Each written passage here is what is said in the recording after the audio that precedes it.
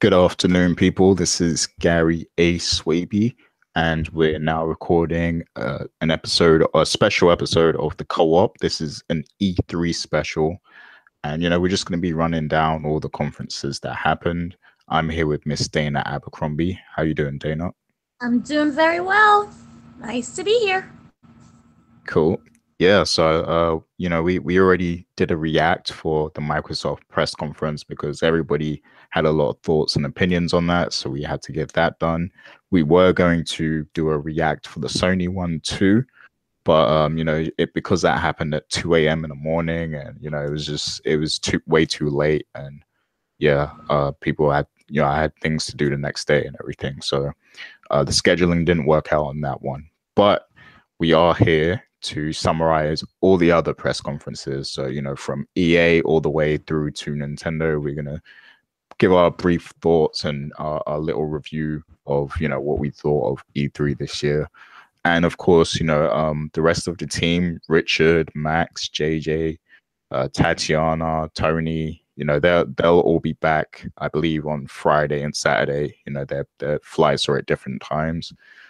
So on the next episode of the Co-op, they'll be giving their thoughts from, the perspective of people who were actually there. So definitely look out for that. But for now, we're just going to summarize our thoughts.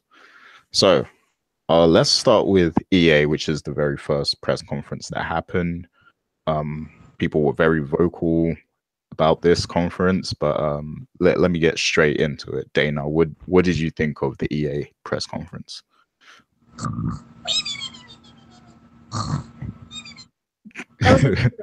Sorry. Yeah, it was pretty darn bad. And then, shockingly, after coming off Microsoft, which was one of the best shows, I'm gonna say, but EA was rather boring. They announced a new Star Wars game. They kind of like ambushed the guy. It wasn't really much of an announcement. It was an ambush that basically said that we're getting a new Star Wars game, and people was really happy about that. I, however, was just, happy it wasn't Battlefield, but whatever. I will say that Anthem looked okay. It looked like it. Here's the thing with Anthem for me is that it looks like every other game I've played before, and it's not original. It looked like Titanfall mixed with Destiny, mixed with, remember, old school Halo. So I just didn't feel anything for it. It looked pretty, but that's just about it. My biggest takeaway is the Unraveled sequel, which is Unraveled 2. You have to understand, I played this game. I'm going to say it came out in 2016.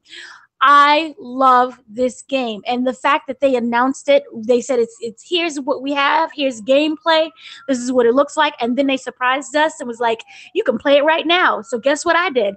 It was $20, and guess what Mama played? Mama played me some Unraveled, and it was very good. I loved it so much.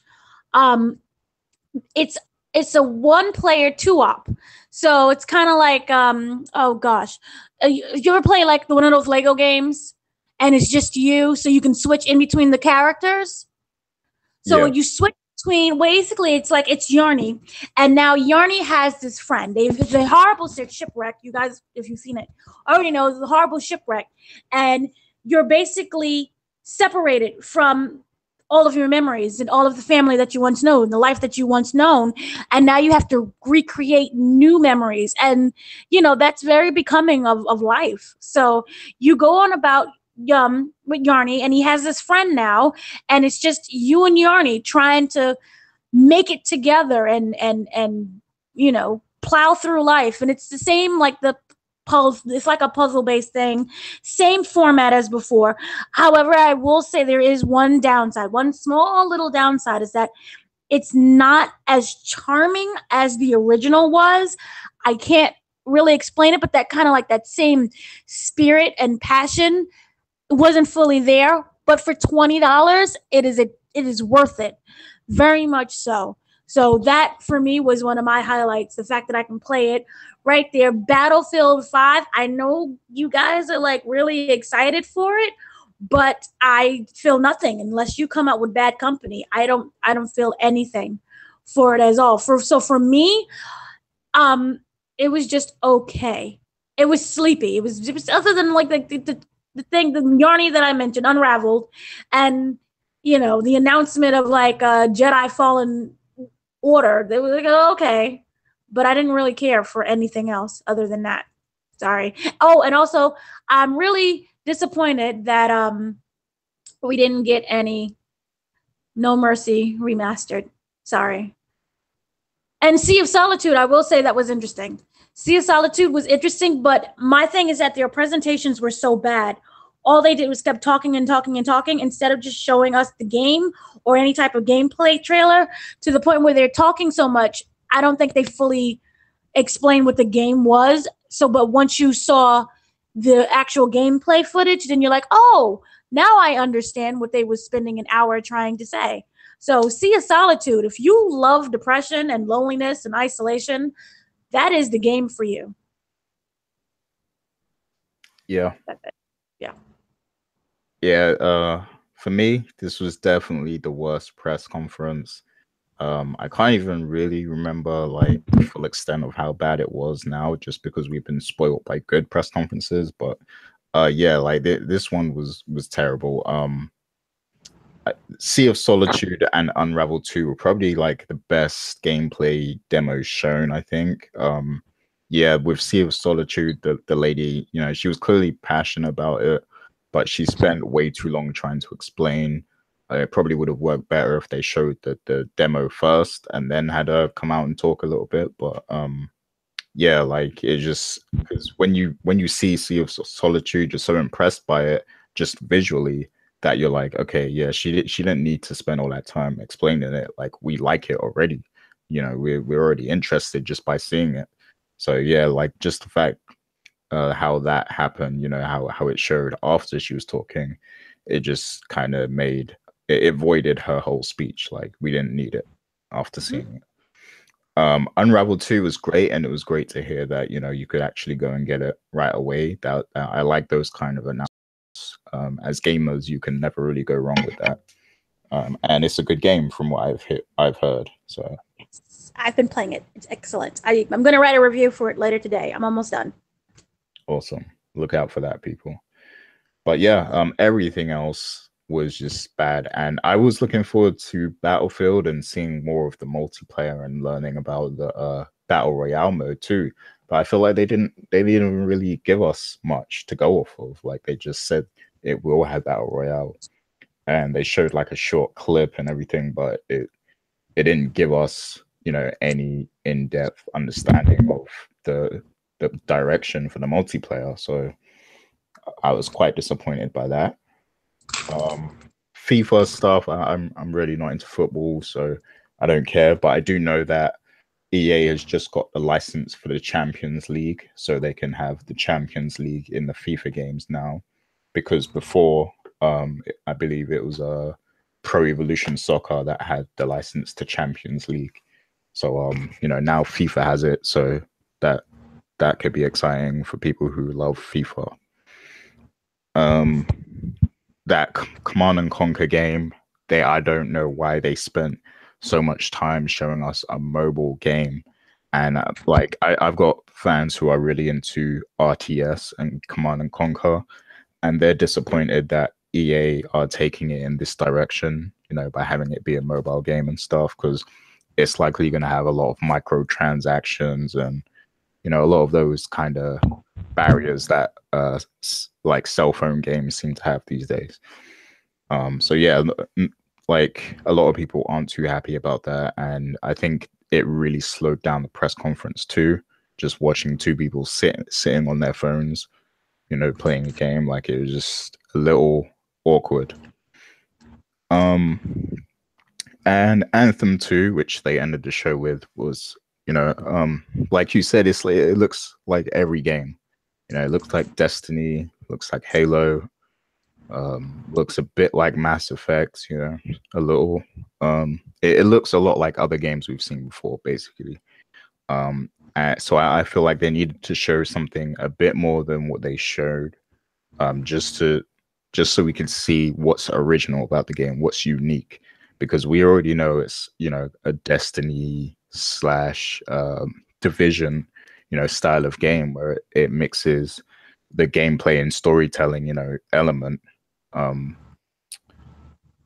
I just want to see, like, it seems like the story is really not going to be that in depth. Otherwise, I feel like we would have probably saw some storytelling. But because we haven't seen any storytelling, it just seems like, you team up with your friends and you go on a bunch of missions, you level up, and then, there's probably some sort of microtransaction as well. And I'm looking for more than that, out of that game, especially because BioWare are known for creating great stories and great RPGs that have so much depth within inside them. But this just seems kind of shallow.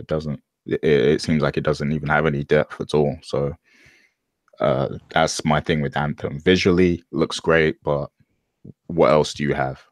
That's all I can say about that game. Mhm. So yeah, overall, EA, it was definitely the poorest conference. It had a lot of potential because you had Battlefield there and Anthem, and you could have surprised us with a lot of other things too, but nope. They did the typical EA thing and showed us stuff we didn't really want to see, and didn't show us enough of the games that we do want to see. So yeah, definitely the worst of the bunch. So the next one was Microsoft. We already, kind of went over that. So I don't think we need to go back into that. So after Microsoft, it was Bethesda. And I'll go first with this one. So Bethesda, I wasn't really sure what to expect. The only thing I wanted going into it was Elder Scrolls 6, because, it's one of their flagship titles alongside Fallout. And we're way overdue a new Elder Scrolls, especially because they kept pimping out Skyrim to different systems. That game, they joked a lot about that during the show, which was hilarious. It's glad to see that they're a bit self-aware and they know what they're doing and stuff like that. But yeah, just the fact that Skyrim's been on so many systems since it first came out in 2011, which was like 7 years ago or something. They've put it on, it came out last generation, and they've put it on this generation, and they put it on PC, they put it on Nintendo Switch, they put it on probably on mobile, I'm not sure, but it's been on so many different devices. So yeah, I think we were way overdue a new Elder Scrolls, and they of course teased it at the end of this show, which is great. Obviously, it's probably it's probably not far along for us to see anything more than a logo, but just to know that it's coming is enough. Fallout 76, going into this, I wasn't sold on it, but in this conference, they confirmed that it was an online game, and they kind of talked through some of the things you'll be able to do.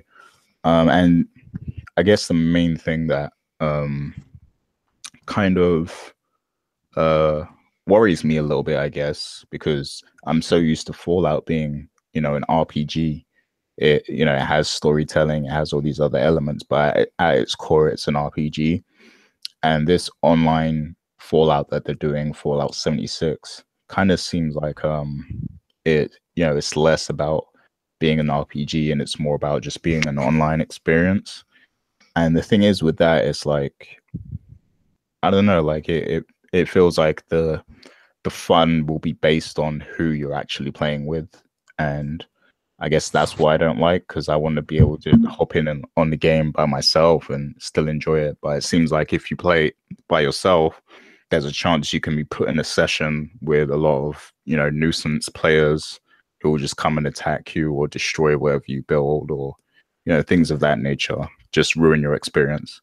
So it's like I didn't want the entire experience to be based on, the idea of playing with people, because who knows, like if you just want to play it alone, who knows who you're gonna end up with, you know? Um, but I don't know, it could be fun, I guess. I just don't see it as a game I would stick with in the long term. But maybe it could be good. Maybe they'll surprise me with it. And that's coming out this year. I think it was November 14th. So that I think that game comes out November 14th. So that's kind of soon, considering we only just heard the announcement recently. But Bethesda's been doing that a lot in recent years. They've been announcing stuff at E3 and then it comes out later that year, like a few months later. So that's good. They showed a new Elder Scrolls mobile game as well.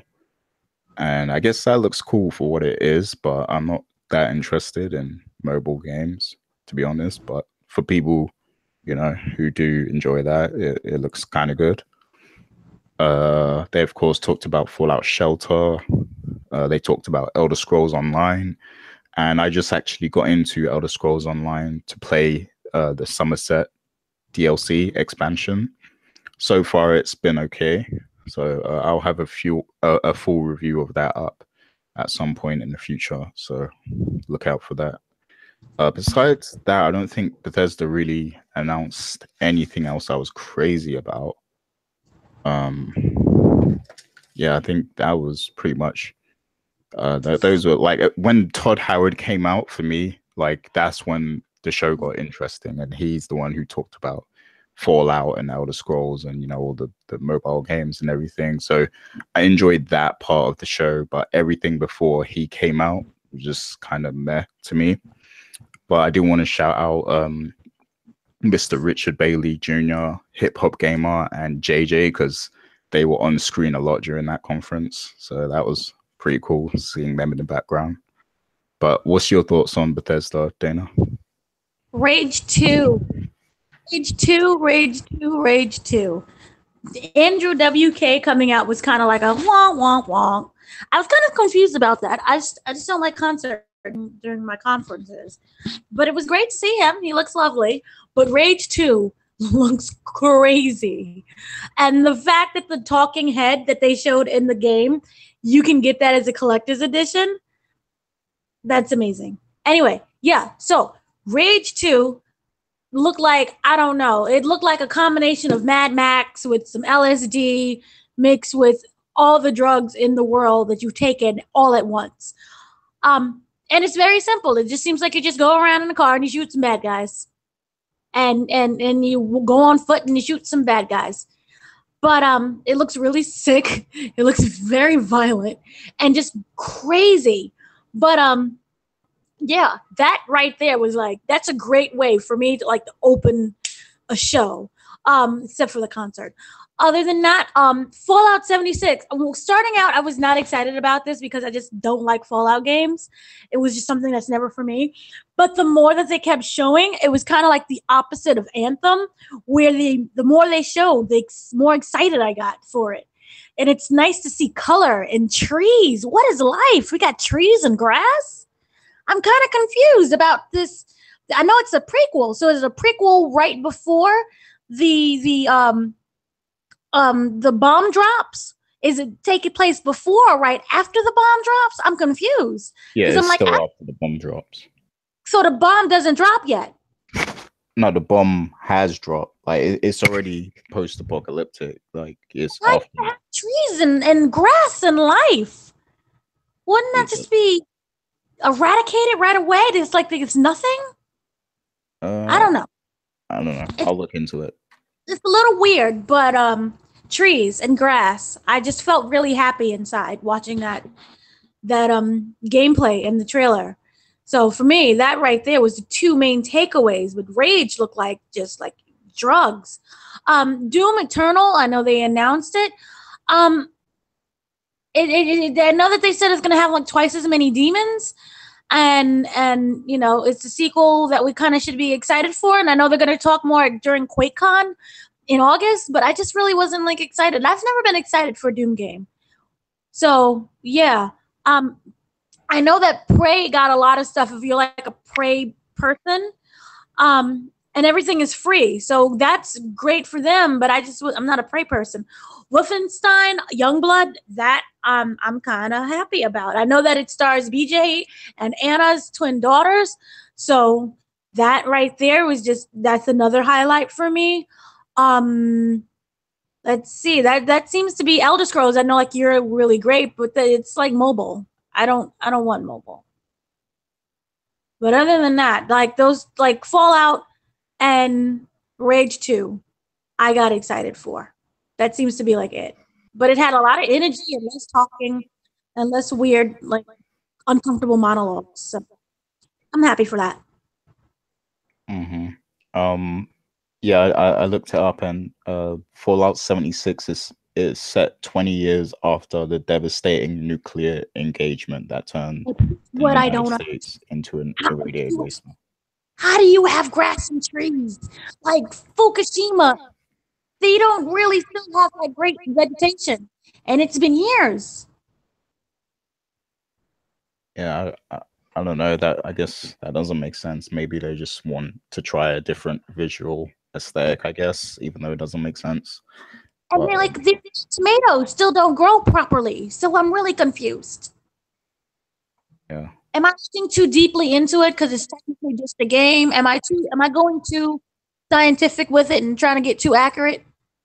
Yeah, probably, I guess. I don't think they want us to think that deeply about it. I think they want us to just be happy that we have an online game. But I'm happy. yeah, I mean, you're right to question it. You know, it does kind of mess with the theme. That's in my head. Why are there trees and grass and happy wildlife? Did the people move back? Did they escape? I have questions. Maybe it's explained in the game, so we'll just have to see if that's something that they actually address or not, or whether it's just an oversight. But That's a massive oversight. yeah. Uh, But overall, what did you rate the conference? Like, what's your actual rating? Overall, I'm gonna give it a solid an 8. An 8. Okay. And what did you rate EA as well? That was a negative 10. Yeah, so I'd probably give EA. I think I gave it a 2 out of 10 on the throwdown when we was on there.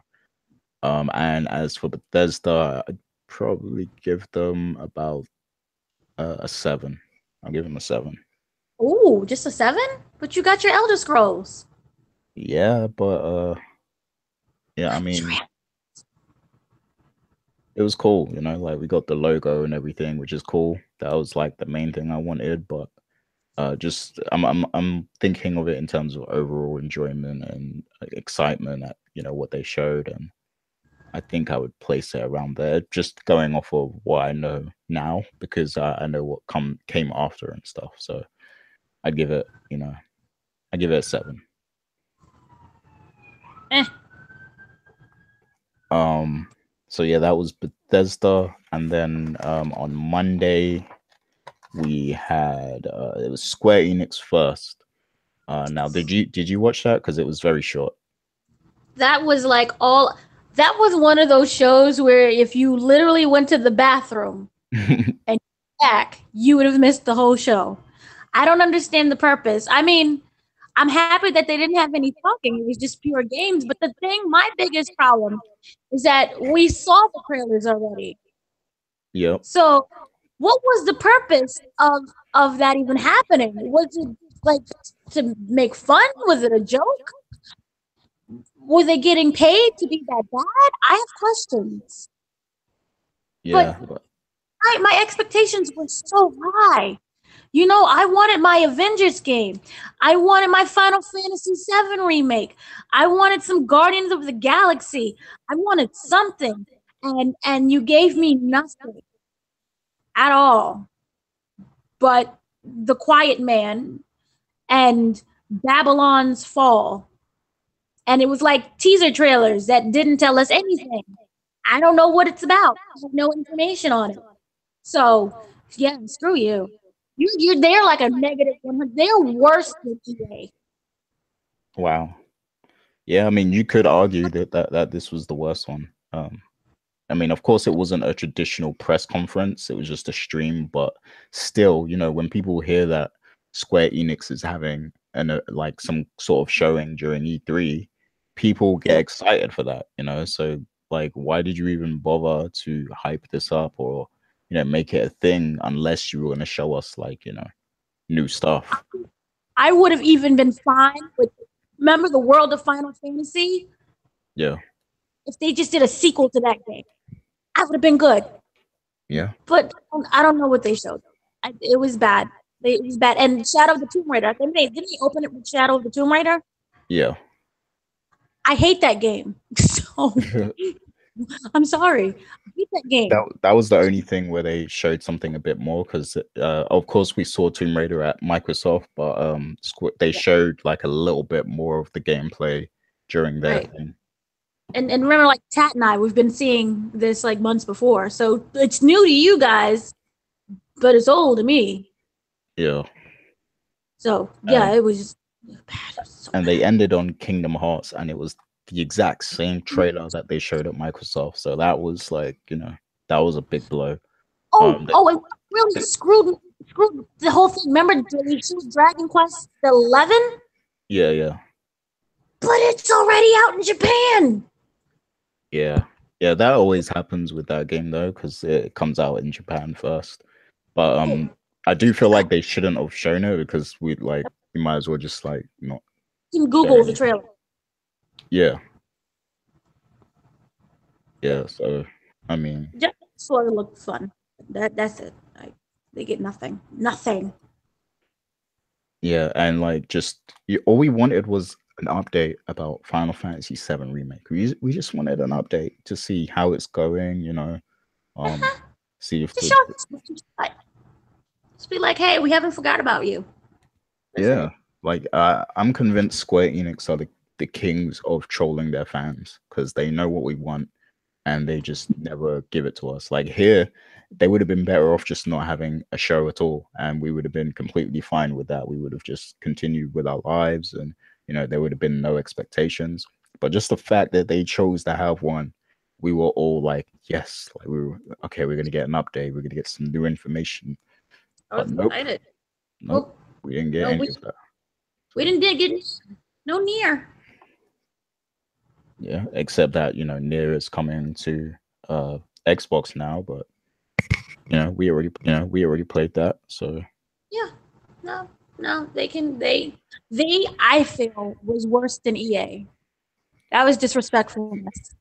I'll give them a 3 out of 10 just because I love Square Enix, and yeah, I love them too, but when you're gonna be that disrespectful, wait, actually, I'm gonna give them 1 point, so they get a 1 because they did show the awesome adventures of Captain Spirit, and that looks really good.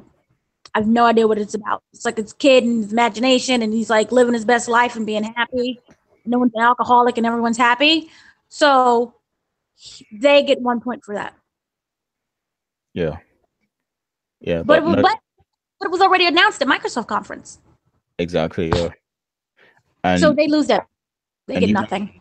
You mentioned the Avengers game, and my thing is with that, like, that's another reason why I'm pissed they even had something, because like it doesn't make sense to have an E3 show unless you're going to show Avengers, because that's the perfect place to show it, because you can't show that at Tokyo Game Show. Like you got to show that in America because it's an American property, and this is where it's the biggest. It would be a big deal if you announce in the year of Infinity War. We just had Infinity War.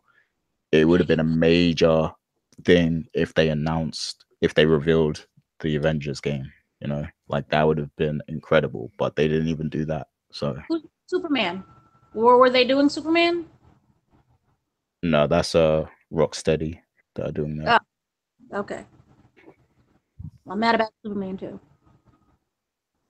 Yeah, but yeah, so Square Enix, they get a 3 from me, a 1 from you. Okay, so I took away that 1 because I just remembered that the Captain Spirit shirt dude was at Microsoft. Oh yeah, he was at my okay.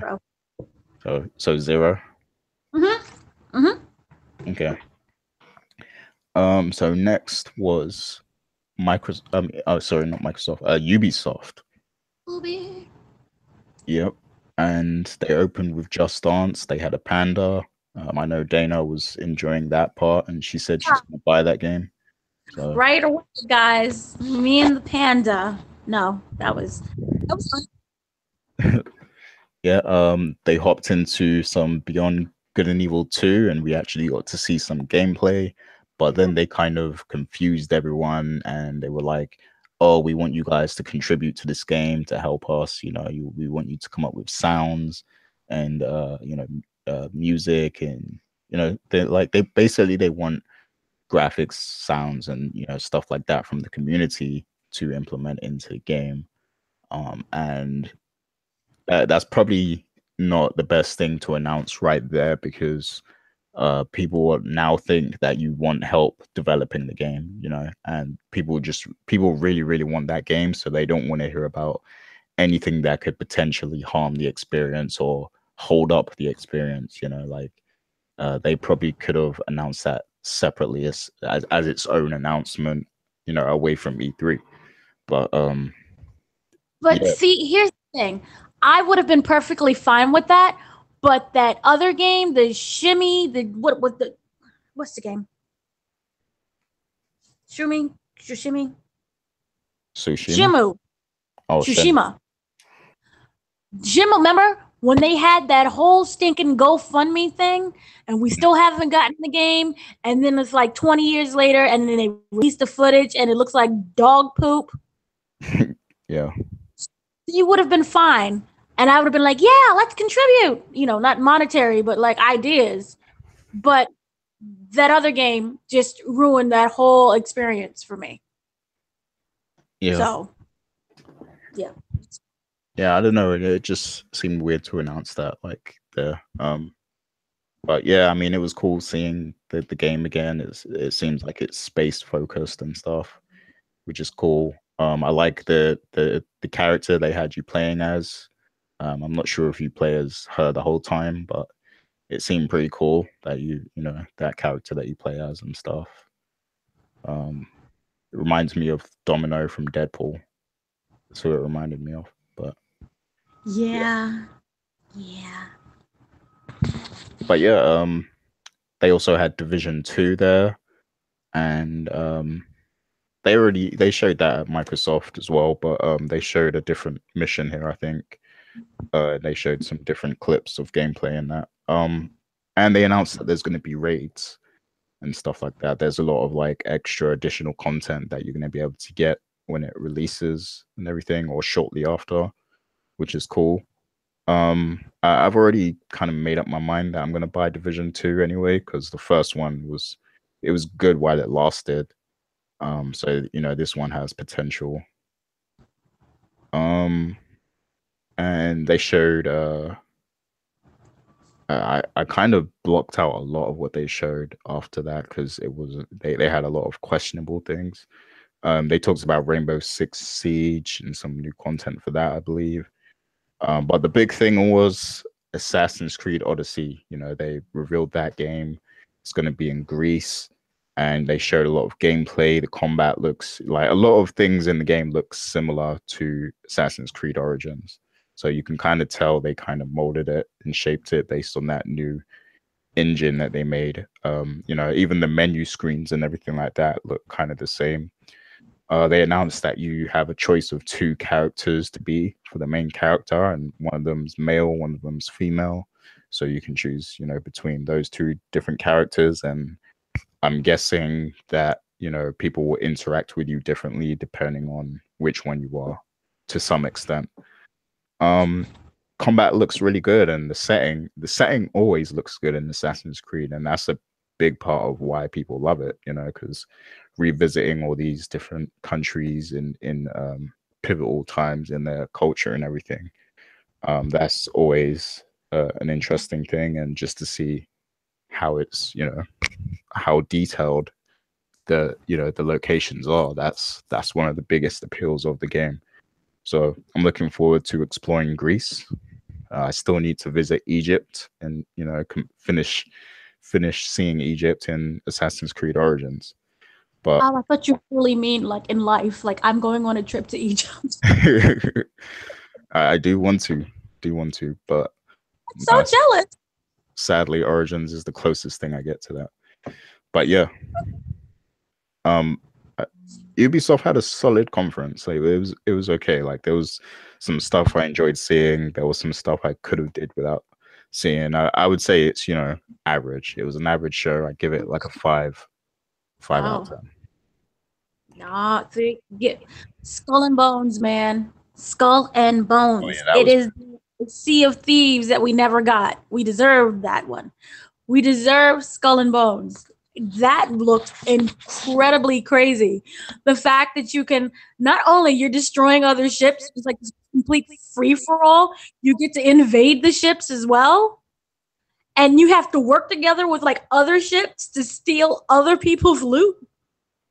It was like a pure free for all, but it somehow worked and it made sense and it looked really good. So, yeah, that amazing. I'm the only person who's excited for a Transference VR. Um, it's an Elijah Wood. I'm not going to say an Elijah Wood game, but it's an Elijah Wood's production. Like he helped with the game. Um, and he just came out and it was really sweet and charming about it. But anyway, the game itself allows you to be in other people's minds. And I think that it also has to deal with like cyber warfare as well.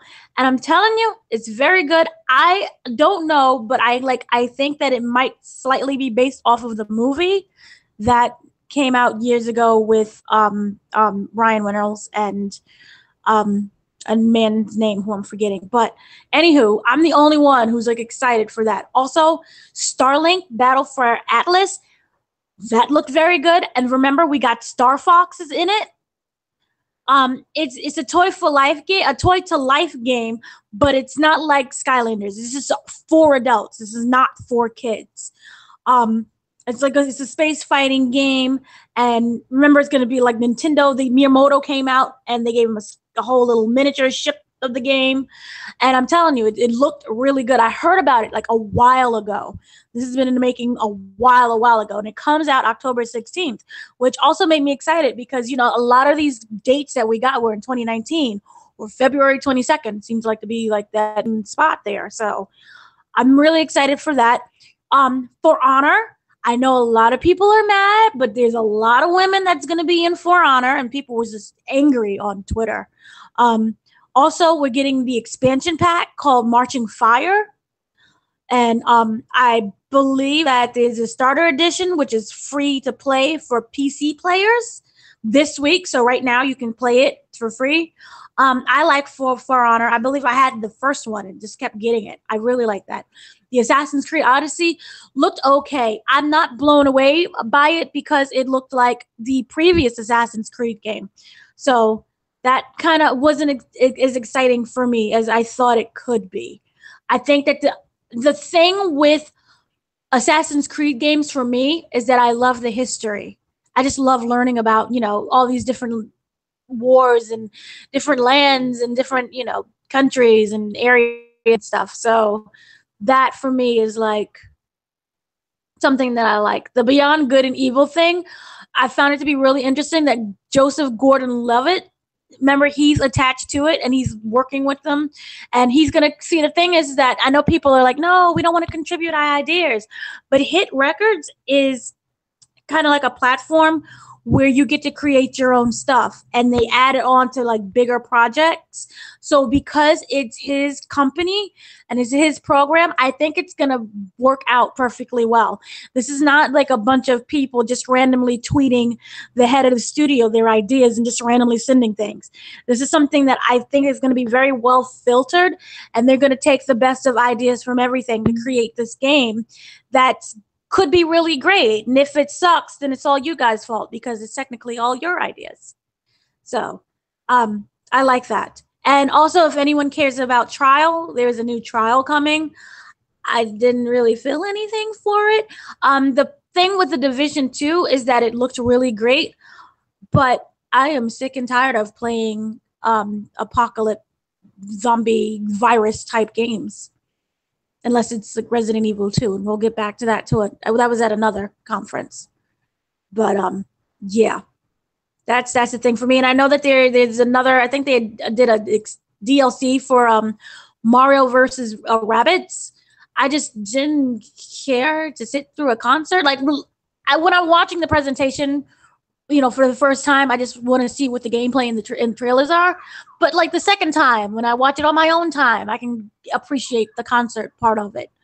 But I know that there was also they announced Mario. No, they announced the Donkey Kong DLC for Country Tropical Breeze, and I really like that game.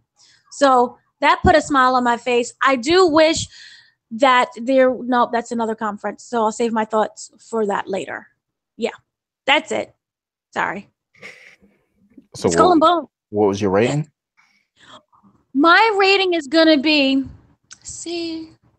an 8.99. Okay, that's pretty good. Yeah. Yeah. Like you mentioned, Skull and Bones. That game does look really good, and I actually played that last year at last year's E3. How was it? It was good. It was fun, but like back then, it was it was a lot like if you played Assassin's Creed Black Flag. It was like the ship battling and stuff in that, but really expanded on and put into the context of like multiplayer. So I played with I believe 3 other people, and it was like the 4 of us against a team of other. But there's like different game modes you can do, and I'm sure a lot of it is going to be it's going to really like it's gonna blow Sea of Thieves out the water. Let me just say that. Like this is the real pirate game that you've been waiting for. Like if you're really into the whole pirates and looking for treasure and things like that, this is the game that's going to give you the proper experience. So it's a really fun game, and it's probably going to surprise a lot of people when it comes out. So that is another plus. I'll probably bump my score up to 6 for Ubisoft because that's it. About that. Sheesh. Cold-blooded. Yeah, I'm a tough critic. I'm Simon Cowell. Do you know if you like get to have to fight monsters in the sea or anything like that? Like, are they going to come and try to destroy the boat? No, there's no like monsters. It's only like other pirates, and probably like maybe there'll be people with cannons, at castles or something, like shooting at you and things of that nature. But it's mostly just you against other pirates. Well, it's still in development, so maybe they can throw in a Kraken or 2. Oh, so you actually want like monsters and things? I want a little Kraken, at least for the background. At least give me some scenery of Krakens.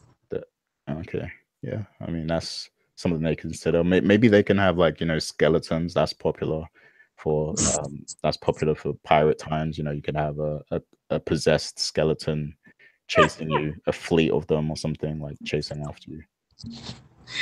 Can I get to die of dysentery?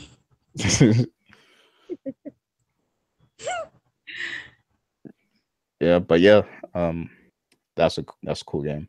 So yeah, the next conference after Ubisoft was the PC Gamer Show, and I didn't know what to expect. Like, this has been a running joke because every year since the PC gaming show first started, I've actually been at E3, but I've never actually got to go to that conference, and it's all because nobody actually wants to go with me to the conference. So it's like, either I'd have to go venture out somewhere in the middle of LA on my own to go and see it, or I stick with the team and then I go see what they're seeing or whatever. So I usually just choose to stick with the team and see what they're seeing. But yeah, so this is the first year that I've actually gotten to watch it, and of course I'm at home, but I actually quite enjoyed the PC gaming show because everyone, I thought, used to watch it. I thought people hated that show. Like, I thought people always shitted on it, and they didn't think it was that good. They thought it was boring. There's too much spec talk or whatever. Like, these are all things I heard about the show, but from watching it, it's probably one of the most consistent shows in terms of just showing you back-to-back games. Like, because all they did throughout the show was they showed you gameplay of the game, like a short trailer, and then the developer would come out and talk about it, and they wouldn't talk for too long. They would just come out and give a brief overview, talk about how they're going to release it, extra content, all that stuff, and then they kept it moving right on to the next game. So it was probably one of the most consistent press conferences at E3, to be honest. And there was so much variety in the game shown. Granted, they did show like 4 different battle royale games, and that's a bit OD because battle royale is like the new fad and everything. And I'm pretty sure people are going to get burnt out on all these battle royale games. But besides those, like there was a lot of different original games in that show and stuff. So I would give that show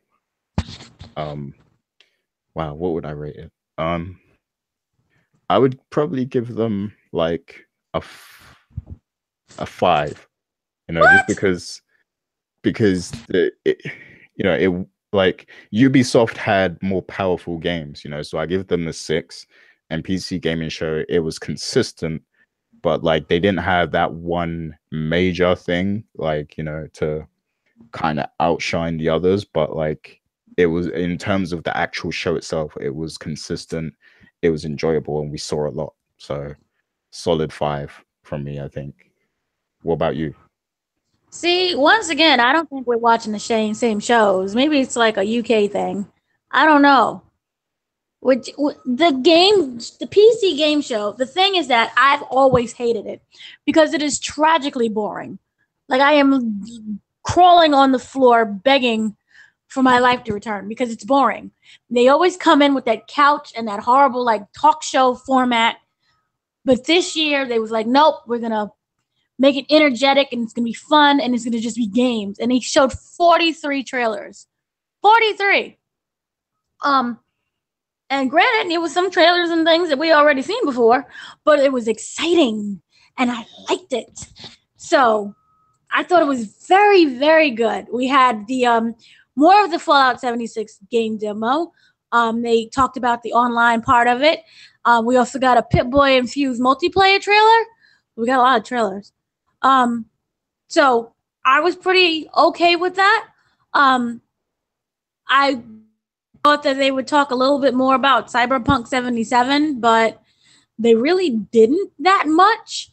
Anthem, they showed tons of Anthem, which just, again, the more I watch, the more I care less about that game. They showed more of the Division 2. Like, if you wanted to know what this game was about and how it looked, I think they just played the entire game by the time E3 was over with. We got Doom Eternal. That was good. That was really exciting. We got more Rage 2, and I already said that I liked it, very much so. My thing is they got the Killing Floor. They got a sequel to the Killing Floor, and I really liked the first game.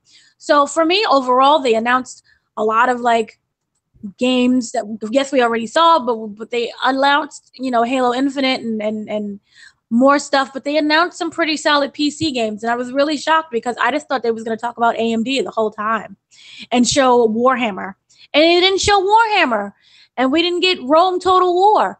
So I was kind of shocked about that, but we got everything else. So I say it was a solid 7. I liked it.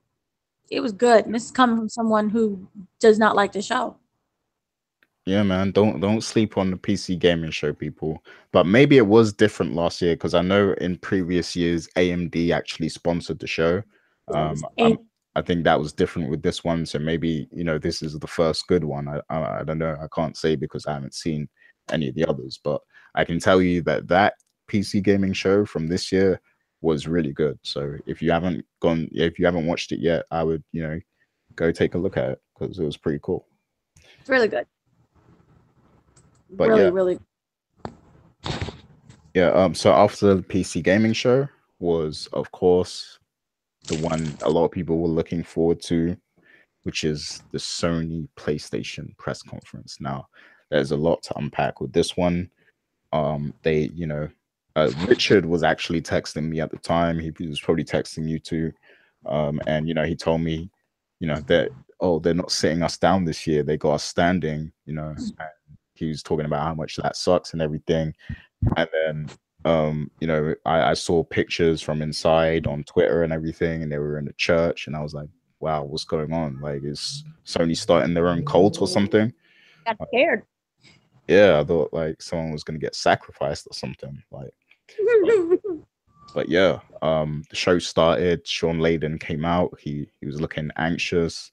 he was a bit nervous and everything. And then the dude with the banjo came on, or which instrument was it first? I can't remember. No, it was flute. The flute. Yeah, yeah, Flute. yeah. Because they had like 2 or 3 different instruments throughout that show. I can't remember which one was first, but yeah, if you say it's the flute, it must be the flute. I don't know what it was. I thought it was an oboe, but apparently it was a flute. Okay, yeah. So the guy plays that, and then it goes into a Last of Us 2 trailer, and they're in the exact same room that the people who came to the conference are in. Like it's modeled exactly the same, So that was a cool effect, I thought. Like having them be in a room that's exactly like the one in the game, kind of thing. So they showed Last of Us 2. It looked incredible. The animation, just the presentation of the game, like the way it flows. You can never tell when it's just a CGI or when you're actually playing, because it looks seamless. It looks the same. It was an incredible trailer. And then when the trailer ends, they tell us, hey, this is a brief intermission. We're just moving everyone. So at that point, they were moving the whole, all the people from press. Richard was there and everyone else. They moved them from that church room into the main theater where they were going to resume the rest of the show.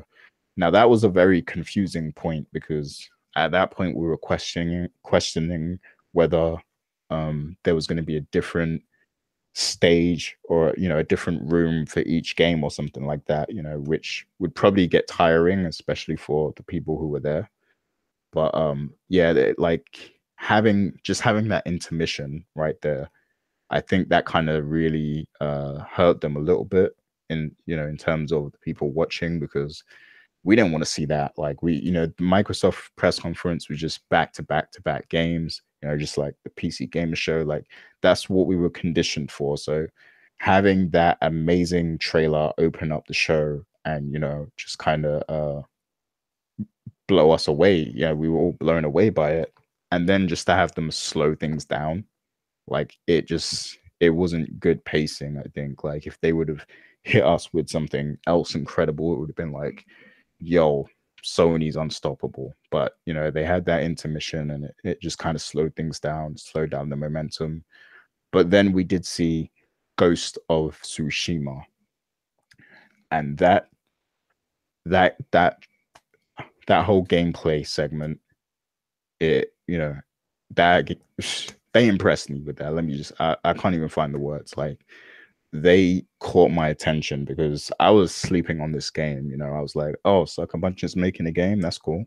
That's pretty much, that was the extent of my excitement until I saw that trailer. Like, and wow, like I love, samurais and ninjas and things like that. But this was like a whole nother level. We haven't had anything like that before, in terms of that style of game. Because whenever you do get something like that, it's like Ninja Gaiden, it's a straight action kind of game. Fast pace, and it's just different. But this was just, it's that whole Last of Us style of presentation, where it's like it's cinematic. It's like it's a game, but it feels like an experience. It feels like you're there. It draws you in. Like it's something completely different. And yeah, they caught me with that one. Like I'm definitely gonna buy that game day one. I would urge everybody to go see that if you missed out on it, because that game looked incredible. And they showed the Remedy game called Control. Which is, we later found out that was multi-platform, but just to know that Remedy is back doing what they want, and they're making third-party stuff now, that's pretty cool. We got a teaser for, is it Resident Evil 2? I think it's a remake. The remake. Yeah, so that's something to look forward to. I don't know anything about Resident Evil, to be honest, so I haven't played those games. I've only played them like briefly. I haven't really. You don't understand. You missing out. No. Resident Evil, man. I used to play that as a kid, and it scared my soul. Yeah, I mean, I played the first one on PlayStation, like because my brother had it, but I never took an interest in it. Nah, it scared grown men. Grown men were scared. You don't understand. You just don't understand. It's a game you don't play at night by yourself in the dark. Yeah, It's it looks cool.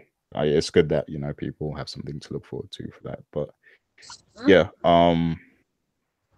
and then I think they went into Death Stranding next, and that was very confusing too. I mean, I like Kojima. I like Kojima's work. He did amazing things with Metal Gear Solid. That's one of those games that are just for me. There's a few like series of games in history that are just they just stay with me in my heart. Like I carry them everywhere. Final Fantasy, GTA, and Metal Gear Solid is one of those series as well. So I hold up Kojima very high, in terms of my important people. Like he's a very important person. But I must say that this trailer was just straight up confusion. Like I don't think anybody understood what was going on.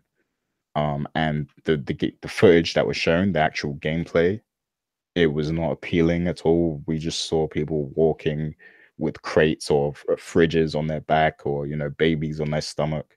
Like it's weird. Like we still don't even know what kind of game this is. We don't know if it's a shooter, like if it's you're going to be shooting guns, or if it's a puzzle game, or a horror game or something. I don't know. Like there was no questions answered, and we left with more questions than we went in with, I think. So yeah, it was very confusing. Visually it looks amazing, but I think it's about time Kojima just comes out and tries to communicate what his vision is here. Like, because I think it's getting to that point where we just got too many questions about this game. And then they ended it with Spider-Man, and that was incredible. Like I can't wait to play this game now. And that's only a few months away, but we saw Spider-Man in the prison, and we saw most of the Sinister Six. Who was missing? I think Dr. Ock was missing, but we got most of the other from the Sinister Six. So just to know that there's going to be a lot of different Spider-Man villains in the game, and the combat looks a lot like the Arkham games, but obviously Spider-Man's different, so it's like it still looks quite original. It looks a lot more fast-paced than the Arkham games. But I hear like Richard actually played it, and he said control-wise it is a lot like Arkham, but it also has a lot more depth to the kind of offense you can give off as well. So there's another layer of complexity to it, I guess. But yeah, it looks incredible, man. And I didn't want to see too much of the story, so I'm glad they left it where they left it. It was kind of like we were left hanging in terms of who shows up, because it looks like someone shows up to help Spider-Man, and that could be anyone. It could be Miles, could be Iron Man, it could be another Marvel character, or it could be Black Cat, but we don't know, and that's good, because that's going to keep us on the edge of our seat until September. We're going to be left wondering who else is in this game. So yeah, that was definitely a good trailer to show, I think. And yeah, I mean, Sony's press conferences, there's going to be a lot of different thoughts on it, depending how you see it. And I'm going to ask Dana what she thinks, but for me, I feel like they showed their main exclusives, and the exclusives that they showed are the strongest exclusives that were shown during all E3, in my opinion. Now, Microsoft showed more games, but you have to remember that most of those games are third party, and if they're not, if they are exclusive, then they're timed exclusives. Like, because a lot of those ID games, we later found out that those were timed exclusives, and they included, all that stuff into the 18 exclusives.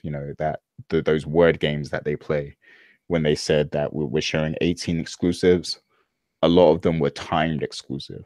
So they played a lot of game with the messaging and everything, but they showed a lot of games regardless. We saw a lot of trailers. So in terms of just seeing games, sure, Microsoft, had the more solid conference, but Sony clearly has the most important exclusives of all. Like their exclusives were just phenomenal. So yeah, I don't know. But in terms of rating, I'm giving it a 9 out of 10, because even though they didn't show as many games as Microsoft, what they did show was incredible. It was like an experience, and I can tell that playing each of those games is going to be a different experience than what you get anywhere else. So for that, I give them 9 out of 10. And just so everyone knows, I gave Microsoft an 8.5, if you go back and listen to the React show we did. So yeah, I'm giving Sony a 9 just because the quality of the exclusives is just that far ahead. But what's your thoughts on Sony's press conference?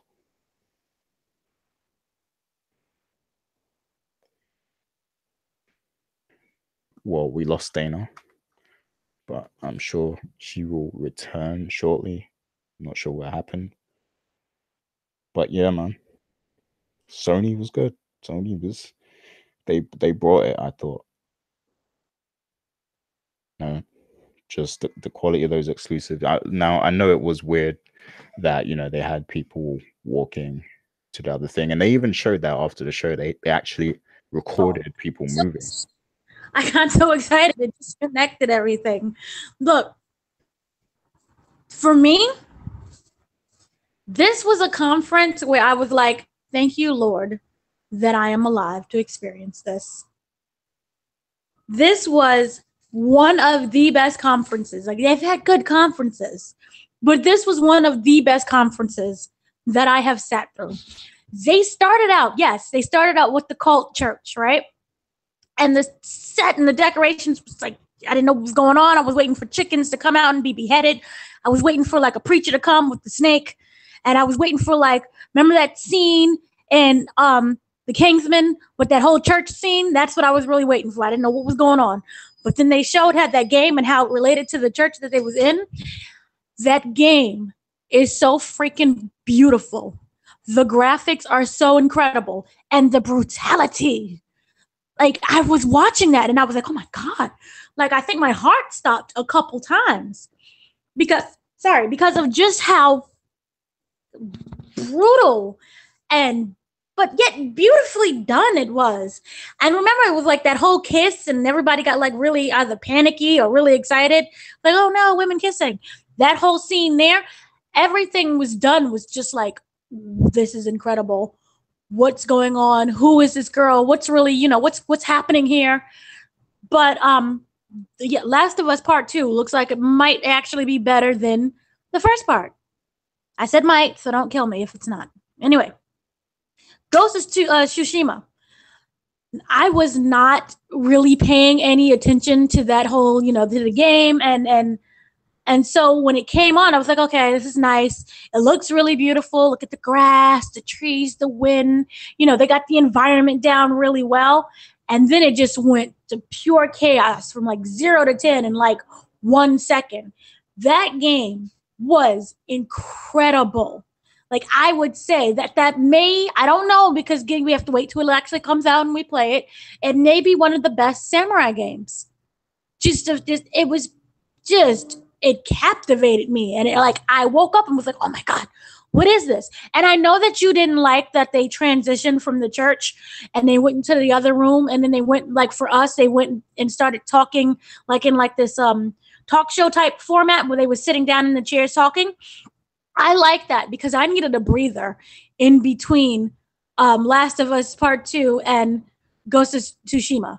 So I think that was well timed for me, even though like from our end, it was a little bit of a technical difficulties we started having. But for me, I just needed to calm down because after seeing The Last of Us, it was like, oh my gosh, I needed to breathe and to digest everything that happened. And then Ghost came on. I was like, oh my God. And then I needed to breathe again. They announced, what is it? I forgot. They announced another game. I forgot what it was. I think it's Neo 2. They announced that. Yeah, Neo that was 2. Neo 2. Yeah, they announced that. So that was exciting as well. See, this is why we had the little breathers, because we needed that. Ghost of Tsushima, I know it's an open world. Obviously, it's a samurai game. It's being developed by the Sucker Punch people. So that right there, you just know it's going to be really great. And the way how they depicted Japan and the type of sword fighting that they had, oh my gosh, it was just beautiful. And the leaves, did you not see the leaves? They got the leaves. It was beautiful. They were good leaves. Anywho, so that was great. Control, that looked crazy. I didn't exactly know what to come from it. I know that there was the people who did Alan Wake, and Quantum Break. So, yep, expecting a lot. I already know it's going to be great because I like Alan Wake and I like Quantum Break.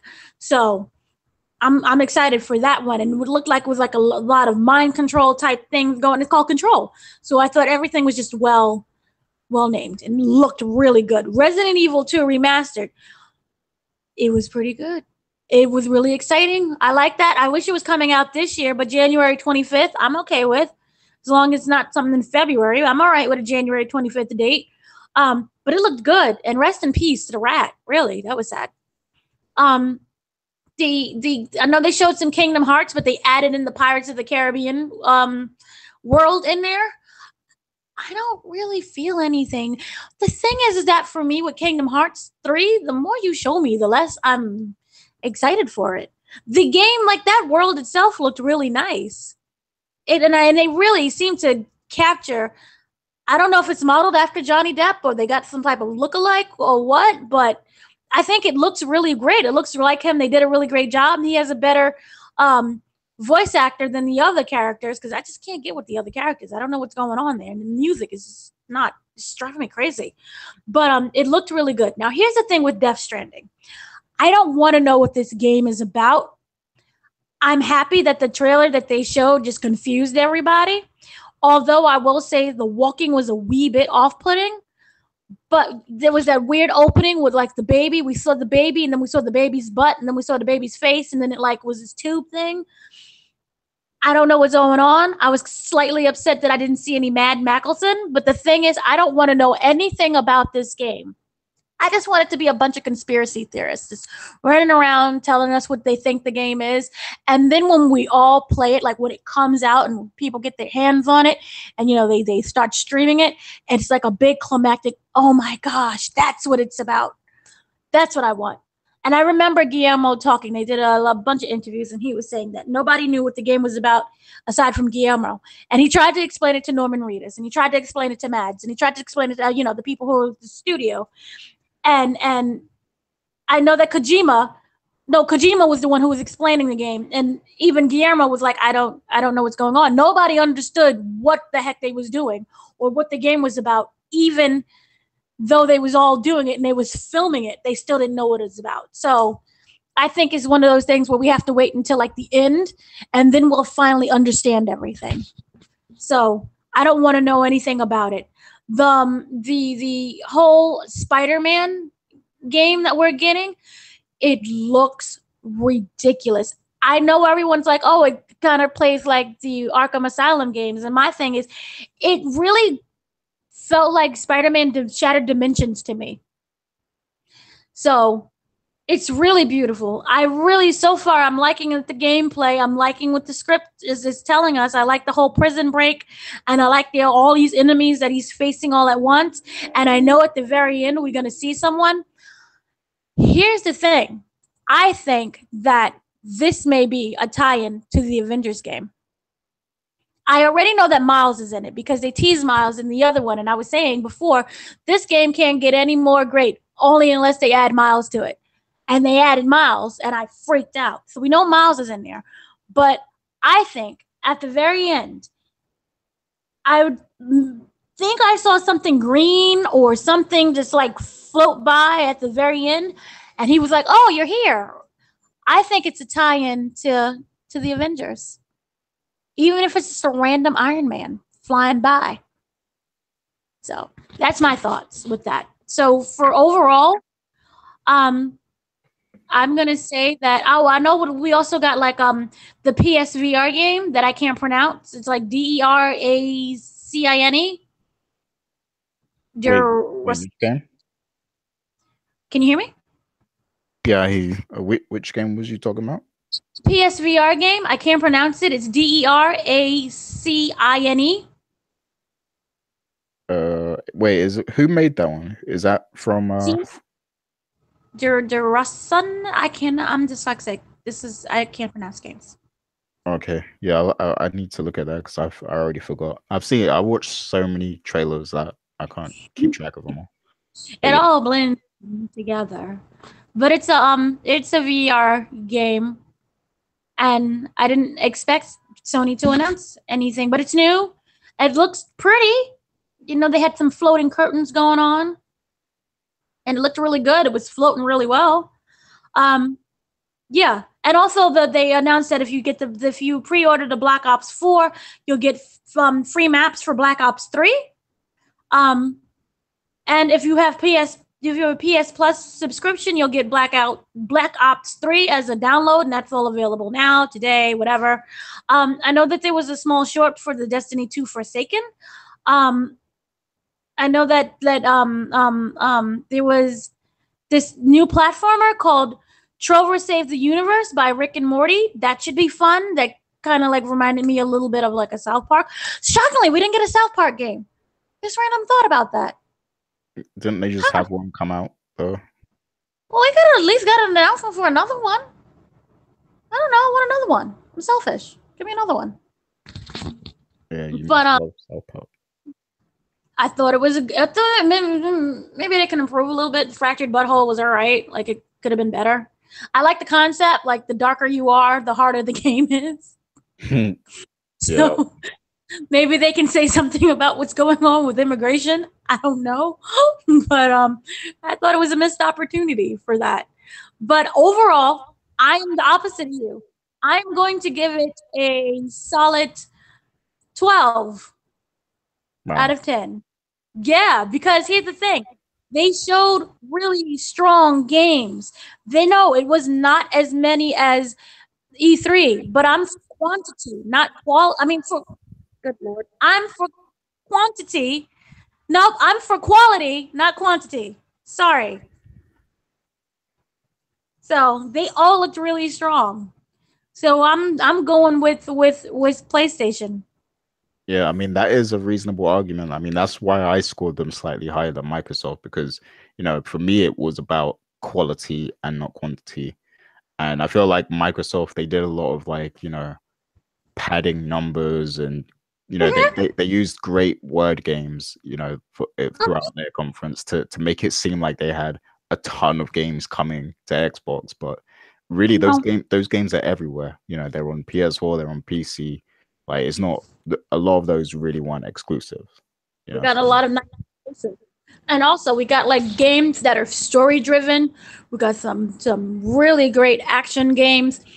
That Ghost of Tsushima, oh my God, that looks incredible. And I'm not like someone who gravitates towards samurai games. I saw that and was like, this is the greatest thing ever. It reminded me of some Crouching Tiger, Hidden Dragon stuff. I'm ready for it. I need it. So that's the thing that really sold me, is the fact that these games look like they are really great quality. And this is something that I don't want to rush through. I don't want to rush through Death Stranding. I don't want to rush through Ghost. I don't want to rush through Spider-Man. I want to take my time.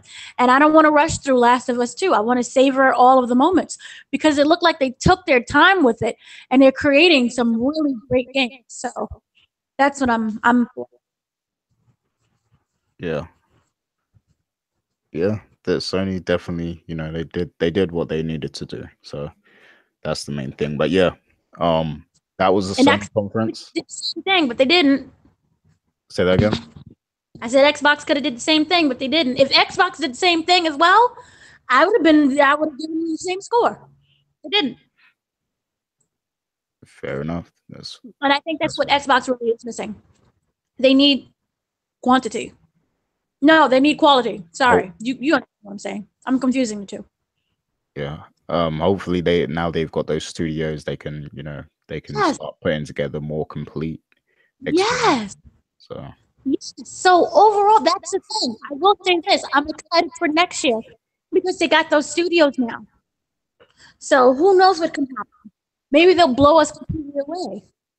Yeah, it's possible. I'm excited for that. And I think that they knew that they need to blow some people away too. So that's why they got those studios. Yeah. Yeah, I'm sure that's part of it. But yeah, that was Sony. So the final conference that we saw yesterday was the Nintendo conference. It wasn't a conference. Yeah, well, Nintendo Direct. It wasn't a direct Smash. Treehouse. I don't know what they call it. What did they call it?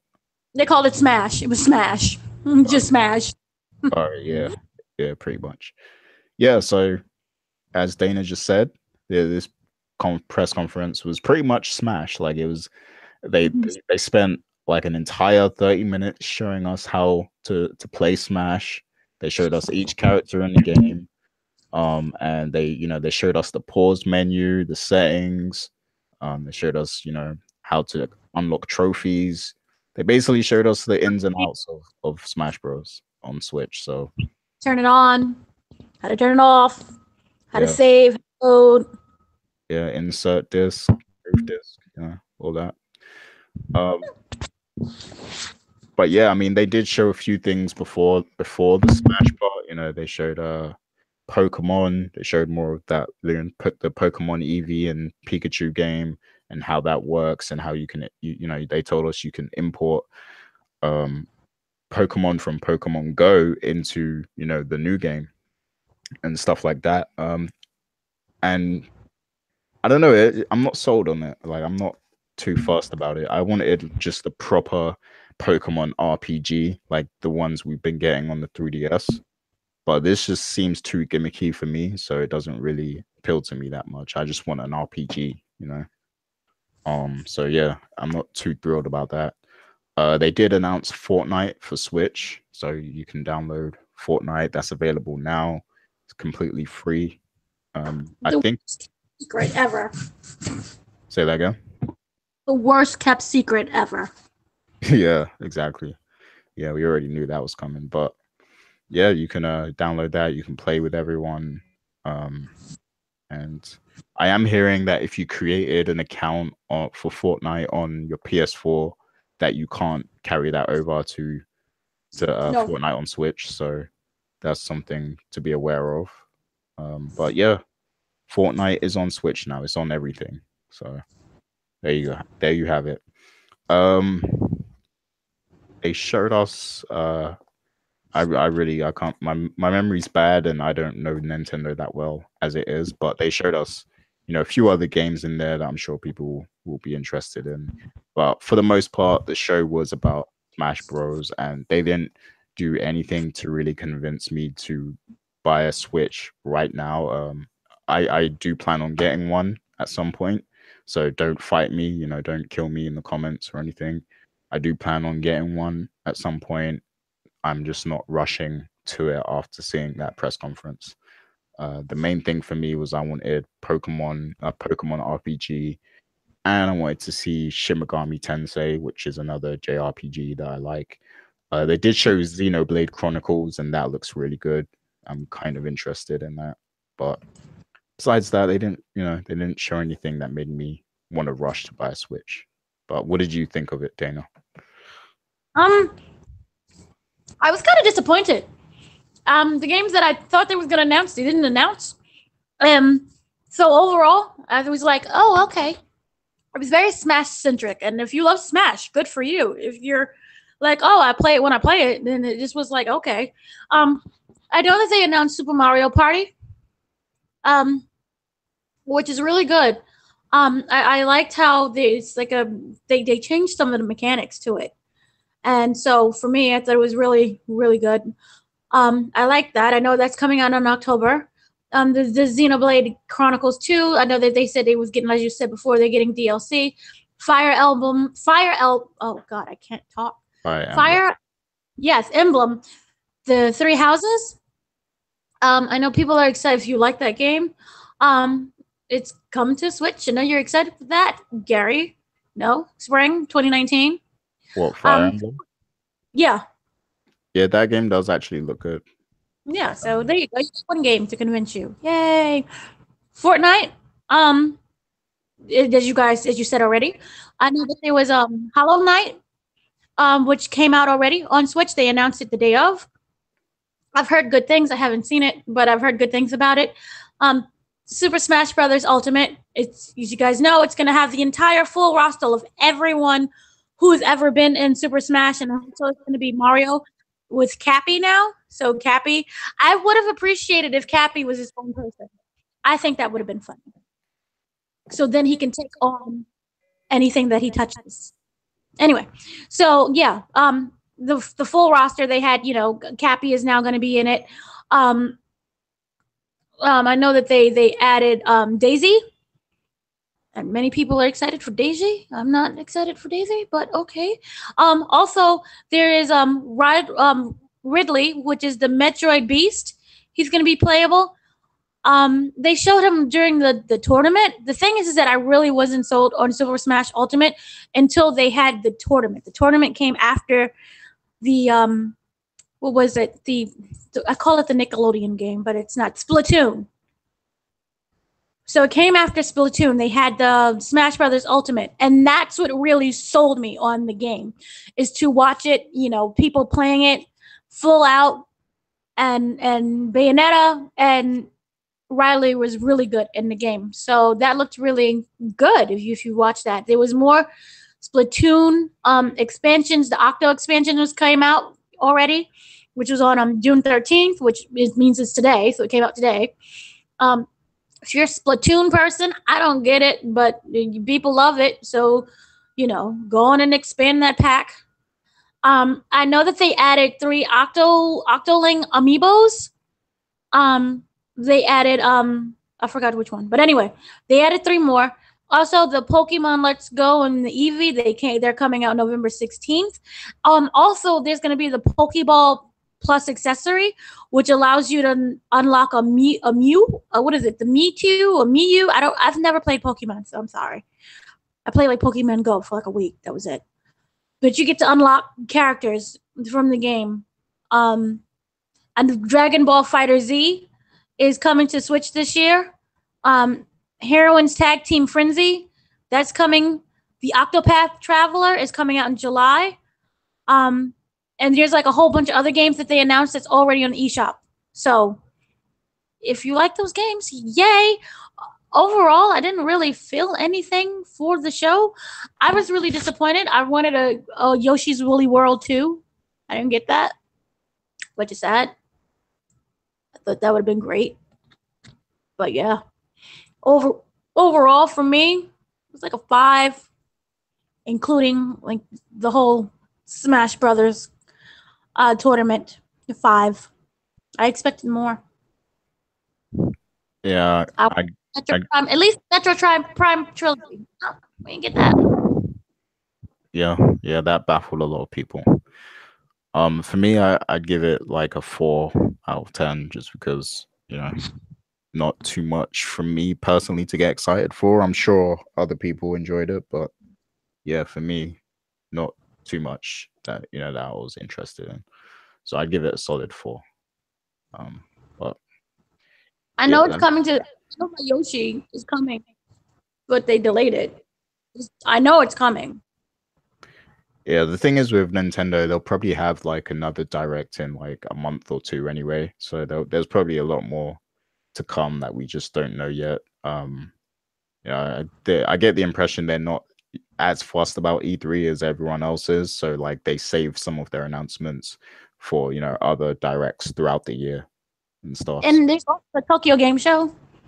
Yeah, exactly. So yeah, Yeah. I'm sure there's a lot more major Nintendo news to come.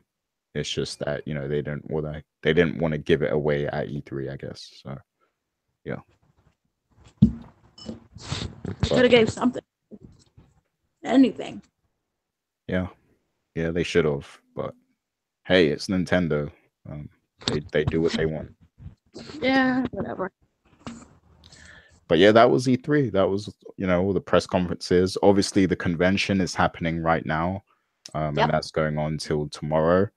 And you know, Richard's been playing a lot of stuff. He's been texting me. So we there's a lot of good previews and stuff to look forward to on the site. We already have a Tomb Raider preview that you can check out from you know, Chelsea Tahan, who's helping us with E3 this year. She's, you know, she published a Tomb Raider preview, so go check that out and everything. In my interview, I interviewed the development team for Tomb Raider. Yeah, definitely check that out as well. The interview and everything. And yeah, from our perspective, you know, E3, it was cool. For me personally, I don't feel like this one was as big as previous years in terms of the caliber of announcements. Obviously, 2015 was probably one of the biggest, you know, years in terms of megatons because we got the Final Fantasy remake and Shenmue and Last Guardian, you know, like back to back to back and stuff. So that was a big year in terms of megatons. And 2016 and 17, they were, you know, they were okay as well in terms of announcements. Last year we got Beyond Good and Evil was one of the biggest surprises and stuff. But this year I feel like there wasn't any major surprises, you know, that kind of could be considered a megaton. Yeah, Battletoads, you know, that's is something, you know. But I think Microsoft's biggest thing wasn't even a game. It was the fact that they bought those studios, and we're excited for the wrong reason because it's like we're only excited because there's been no games on Xbox. So that's why that announcement was a big deal. Like, so that's based on a fault of their own, you know. But in terms of just surprises and shockers that, you know, have us excited, there wasn't really anything major. So a lot of it was expected and a lot of it already leaked out, you know. So I think a lot of companies played it safe this year. So comparing it to other years, I think this was just average, you know. So, I will say, for one thing, the shocking moment happened completely off stage. Those who don't know, when David Anofsky said that The Last of Us Part 2 looked fake. And like all of Twitter lost their mind. wait, what? He said it looks fake? Yes. He went and he said that the trailer that they showed during their conference, he said it looked fake, the gameplay. And everyone was like, "Oh, it's so beautiful." And he's like, "Yeah, of course, it's fake."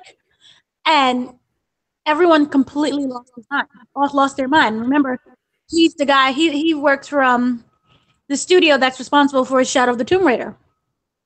Oh, right. That showed up during the Square Enix conference. And everyone just lost their mind and started attacking him and the game. So, yeah, that was like the most exciting part about E3. And it wasn't even on the stage. Did he at least give an explanation for that? Like why he thinks it's fake? This is his excuse. Ready? He says, "Oh, it was bad, bad translation. I don't understand English." But he used fake, spelled it correctly, and he used it in a sentence that would be, correct. He used everything correctly, but he was like, "Oh, it's bad translation. I'm sorry. Just only speak French. I don't know what I'm talking about. Fake must mean something else in another language." But if he was to do the Google translator for fake and put it in English and how do you translate it into French, it's the same thing. So that worked out lovely. So that's interesting. Very interesting. But Yeah, his animations was fake. That's funny. Yeah. And it was crazy. Yeah. That, I mean, yeah. I can see how that would be the most exciting thing because, you know, it was just average, you know, there wasn't anything majorly surprising about E3 this year. We expected everything and cool, we're getting it, you know, and we got a lot of clarity in terms of release dates and release windows, so that's good as well. But yeah, that's our summary. Definitely leave in the comments your thoughts on E3 this year, and you know, let us know any particular thoughts you have, and we'll address them on the next co-op podcast, which is going to be on Sunday when everybody's returned. So look out for that because you know you're going to get to learn a lot more about E3 from the people that were actually there. So I'll be on the lookout for that. But yeah, thanks for joining us for this, you know, little wrap up of E3, and we'll see you next time. See you later, Dana. See you later, people.